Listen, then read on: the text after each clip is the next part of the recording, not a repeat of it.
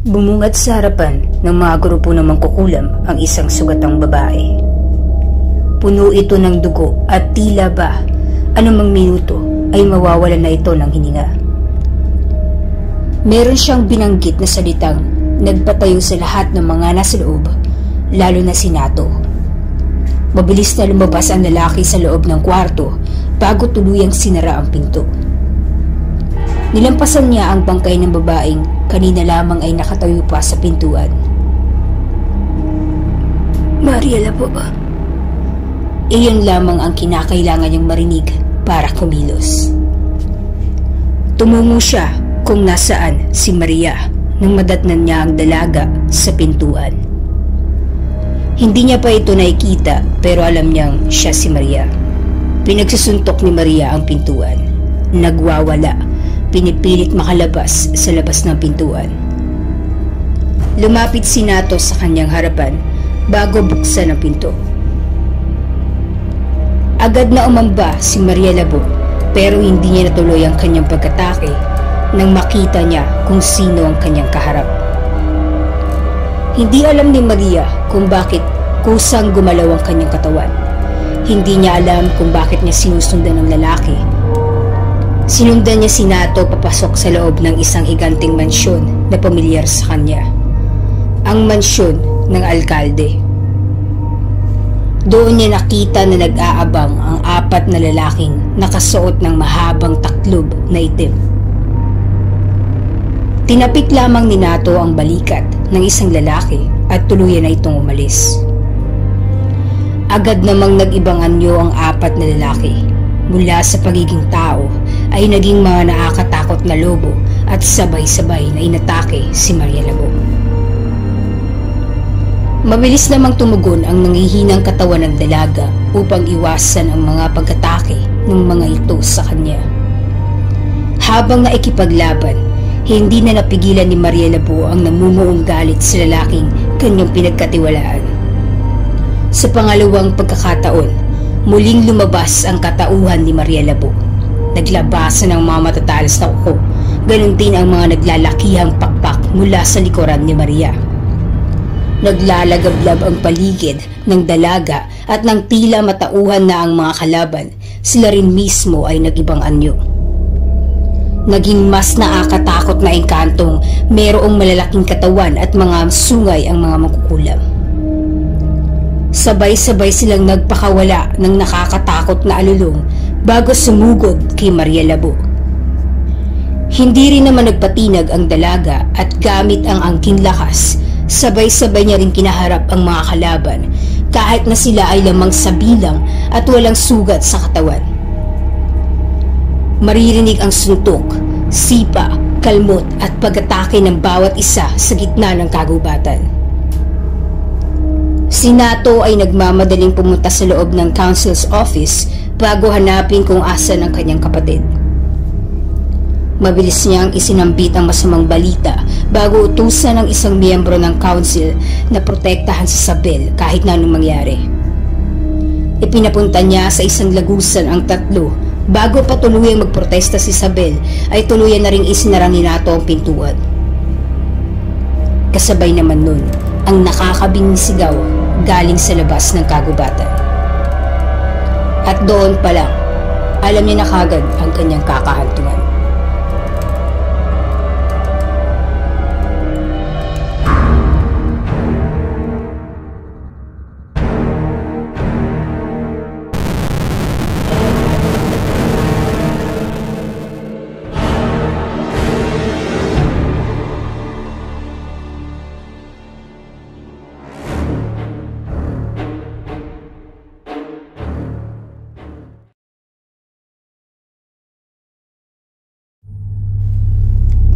Sa pagpapatuloy ng kwento, bago patuluyang makalabas ng pintuan si Nato, ay nadatnan niya na si Maria Labo.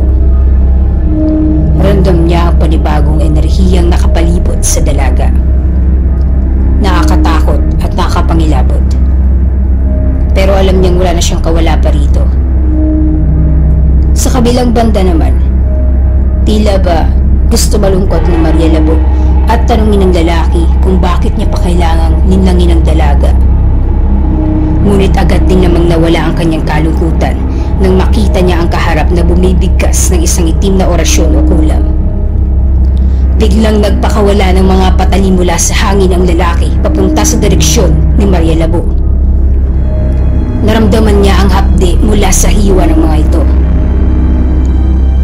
Hindi na niya ito naiwasan dahil hindi niya rin nakita kung saan nanggaling mga patalim. Ganun na naman ang ginawa ni Nato.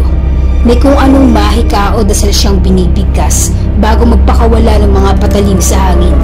At sa pangalawang pagkakataon ay hindi na naman nakita ni Maria Labo kung saan nanggagaling mga patalim na yun. Panibagong sugat na naman ang natamo ng dalaga. Ganun pa man, hindi pwedeng iinda ni Maria ang sakit dahil patuloy lamang sa pagsasagawa ng kulam si Nato.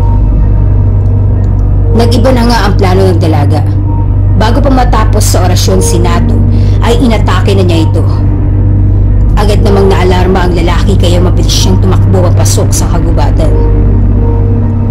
Alam na alam ni Maria Labo ang amoy ng lalaki, kaya naman agad niya rin itong natuntun. Aatakihin na sana niya si Nato nang biglang mauntog si Maria Labo sa isang kung anumang harang sa kanyang harapan. Napagwisnis naman si Nato dahil hindi siya magawang sugurin ng dalaga. Parang may kung anong harang na nakapalibot kay Nato. Pinipilit wasakin ni Maria ang harang na yun, ngunit hindi niya magawa. Sinamantala na nga ni Nato ang pagkakataong iyon para isagawa muli ang kanyang pangungulab.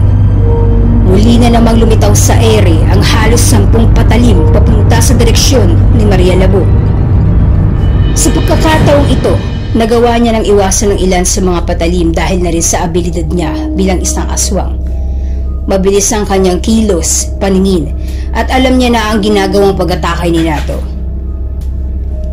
Napansin niyo ni Nato, kaya naman mas pinarami at mas pinabilis niya pa ang pagpapalitaw ng mga patalim sa ere. Kahit na nahihirapan, patuloy pa rin itong naiiwasan ni Maria. Dito na napaisip na ibang plano ang kanyang kalaban. Imbes na patalim, naglalakihang mga bato naman ang pinapalitaw ni Nato mula sa ere at mas malapit na ito sa pwesto ni Maria Labo. Dahil nga sa biglaang pag-iba ng pag-atake ni Nato, nagulat si Maria at natamaan siya ng isang malaking bato sa kanyang likuran. Napadapa siya sa sakit habang patuloy na tumatama sa kanya ang napakaraming malalaking bato. Kitang-kita ang kasiyahan sa mukha ni Nato. Natutuwa siya sa pagpapahirap sa babaeng may pagtingin sa kanya. Meron pa siyang naisip na gawin kaya naman nagsimula na naman siyang magsagawa ng panibagong pangungulab. Patuloy na nahihirapan si Maria Labo at napapagod dahil sa ginagawa ng kanyang kalaban.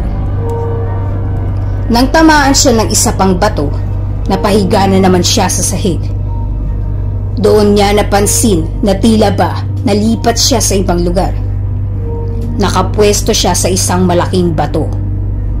Ngunit ang batong kinalalagyan niya ay napakaliit. Hindi siya pwedeng gumalaw dahil siya ay maaaring mahulog sa mga patalim na nakikita niya ngayon sa ibaba. Tama, ang kaninang kagubatan lamang ay naging nakakatakot na lugar. Ngayon, mas mahihirapan na siyang kumilos dahil limitado na lamang ang kanyang pwedeng tapakan, kung hindi, mahuhulog siya sa mga matatalas na patalim sa ibaba.